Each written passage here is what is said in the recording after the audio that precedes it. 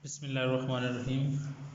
अस्सलाम वालेकुम स्टूडेंट्स। हम जो है डिस्कस करना चाह रहे हैं चैप्टर नंबर 6 जो कि बड़ा इंपॉर्टेंट था और कुछ स्टूडेंट्स ने बताया कि उनको कुछ स्टूडेंट्स ने ये भी बताया कि उसमें कुछ प्रॉब्लम्स चल रही हैं, इसी वजह से मैं उसी को डिस्कस कर रहा हूँ। ठीक है, सबसे पहले हम डिफाइन चैप्टर नंबर मैंने 6 लिखा है, ऊपर मैं मेंशन करता हूँ इसका नाम आपके पास पता है क्या होता है, sequence and series. Okay, chapter number 6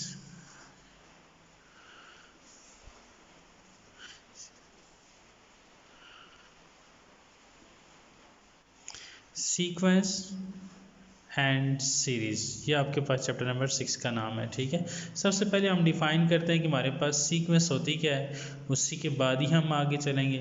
sequence आपके पास एक ऐसा फंक्शन है जिसकी जो डोमेन होती है वो subset of a natural number होती है।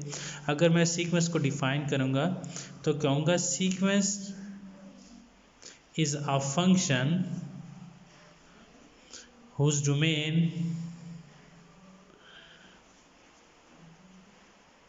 is subset of natural number।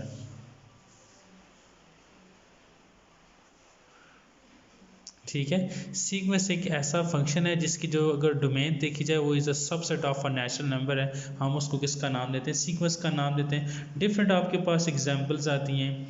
अब सीक्वेंस की आगे जाके कुछ टाइप्स आती हैं। ठीक है, जो मैन टाइप है वो हम जो वो तीनों को तीनों स्टेप वाइज जो वो डिस्कस करते जाएंगे। सबसे पहले मैं सीक्वेंस के बारे में कुछ एग्जाम्पल्स लेता हूँ। फॉर एग्जाम्पल, एक हमारे पास कोई भी फंक्शन लिख लेते हैं और चेक करते हैं कि हमारे पास उसकी अगर जनरल टर्म है या कोई भी टर्म आपके पास दे दी जाती है। फॉर एग्जांपल हम ये लिखता हूँ कि मेरे पास एक ए एन लिखता हूँ। ए एन जो है वो सीक्वेंस को रिप्रेजेंट करने के लिए, ठीक है, सीक्वेंस को हम इस तरीके से भी रिप्रेजेंट कर सकते हैं कि ए एन का नाम देकर इसको ब्रैकेट्स में क्लोज कर दिया जाए, या हम सिंपल ए एन लिख दिया जाए, वो भी हमारे पास सीक्वेंस को ही रिप्रेजेंट करेगा। ठीक है, अब मैंने ए एन लिखा है, इसके आगे मैं कोई भी वैल्यूज़ ले लेता हूँ। फॉर एग्जांपल कुछ भी वैल्यूज़ ले लेते हैं। मैं लिख लेता हूँ जी फॉर एग्जांपल 2n एंड -3 के बराबर। ठीक है, ये मैंने एक फंक्शन ले लिया जी, A N equal to the 2n and minus किसके बराबर, 3 के बराबर। अब मैं n की जगह पर डिफरेंट वैल्यूज़ पुट करता जाऊँगा और मुझे डिफरेंट टर्म्स मिलती जाएंगी। अब देखिए फॉर एग्जांपल n की जगह पर 1 पुट किया जाए तो आपके पास आएगा a1 is equal to 2 into 1 आएगा -3 के बराबर। सो क्या आएगा, इज इक्वल टू -1 के बराबर। इसी तरीके से अगर आपके पास n की जगह पर 2 पुट किया जाए तो a2 हमारे पास क्या हो जाएगा, 2 इंटू एन की जगह पर 2 रिप्लेस किया जाएगा तो ये आ जाएगा 4 - 3 इज इक्वल टू किसके बराबर, 1 के बराबर। अब अगर n की जगह पर 3 पुट किया जाएगा तो a3 यानी थर्ड वाली टर्म आ जाएगी, 2 इंटू 3 -3 तो 6 - 3 आंसर क्या आएगा, 3 के बराबर आ जाएगा। इसी तरीके से अगर n की जगह पर हम 4 पुट करते हैं तो a4 is equal to 2 into 4 आ जाएगा, -3 इज इक्वल टू किसके बराबर, 8 - 3 आंसर क्या आएगा, 5 के बराबर।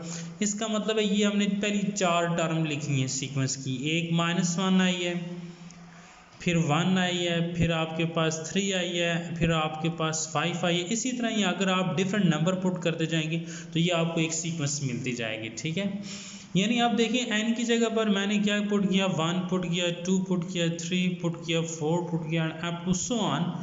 अब ये n की दरअसल मैं ये 1 2 3 4 ये सारे के सारे नेचुरल नंबर को रिप्रेजेंट करते हैं और ऊपर मैंने एक बात कही है कि जो डोमेन होती है वो नेचुरल नंबर से बिलोंग करती है, यानी आप n की जो वैल्यूज़ होती हैं वो आप नेचुरल नंबर में से ही कोई पुट कर सकते हैं जी। ठीक है, अब इसकी एग्जांपल्स हैं, जैसे आपके पास एक साइज़ है 6.1 है,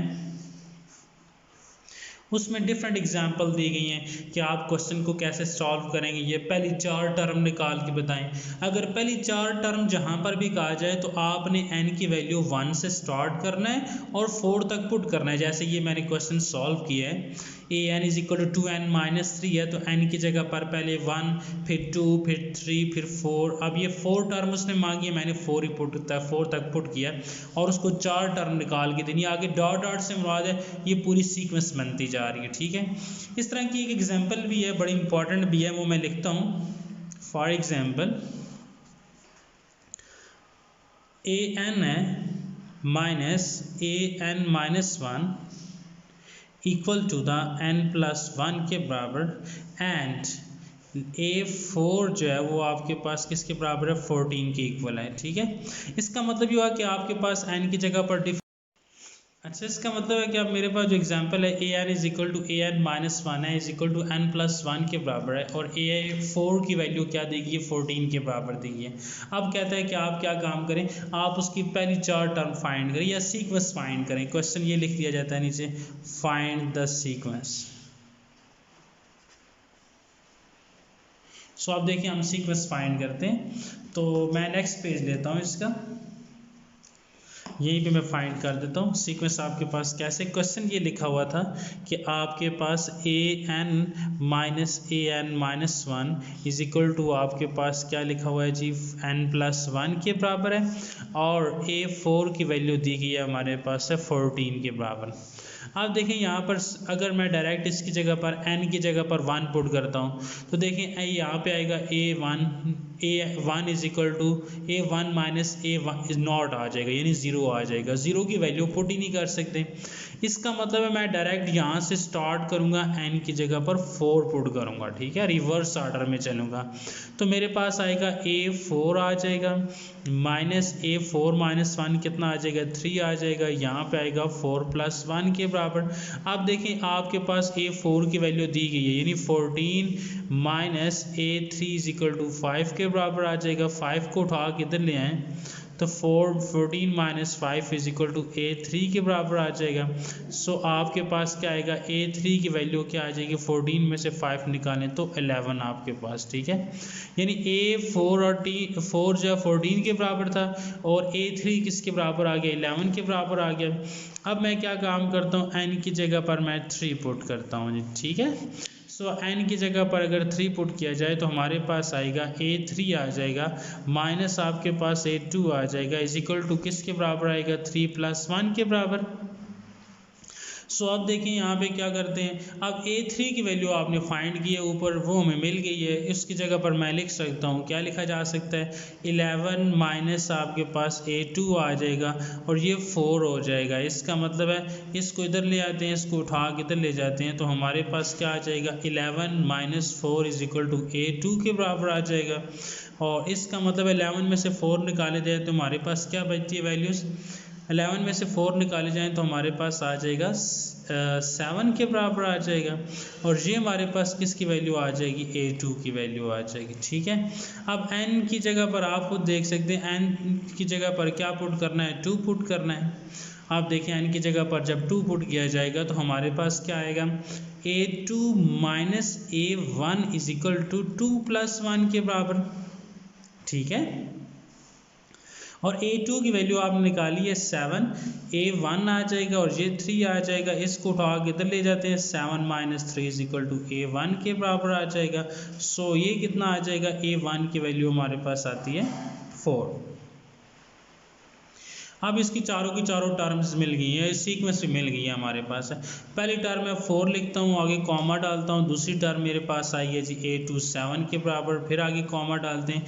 तीसरी टर्म आपके पास 11 के बराबर, चौथी टर्म इसने खुद बताई हुई है वो 14 है and up to so on की इक्वल। ये हमारे पास क्या आएगा, ये उसकी सीक्वेंस कहलाएगी। ठीक है, यहाँ पर हमारे पास जो एक 6.1 एक्सरसाइज है वो भी इजीली कंप्लीट हो जाती है, उसमें हमने यही काम करना था।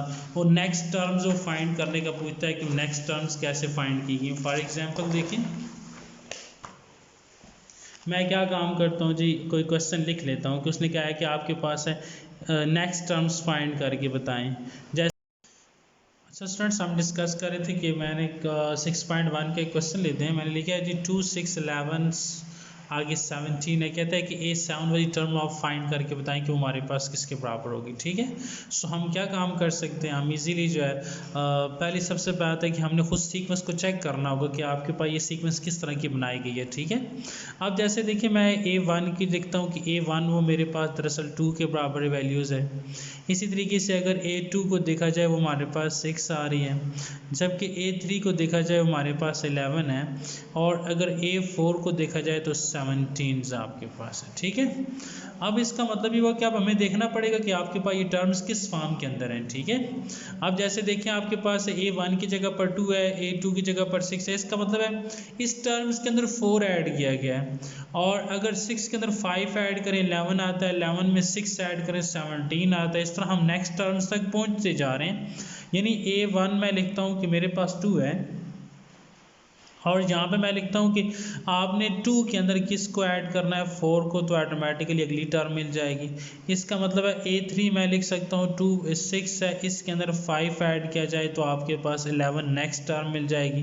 a4 हमारे पास है कि 11 के अंदर 6 ऐड किया जाए 17 आपके पास है, और a5 अब आपको पता चल गया कि 17 के अंदर हमने 7 को ऐड करना होगा, तो आपके पास 17 और 7 हमारे पास कितने हो जाएंगे, 3 and 24 के बराबर आ जाएगा।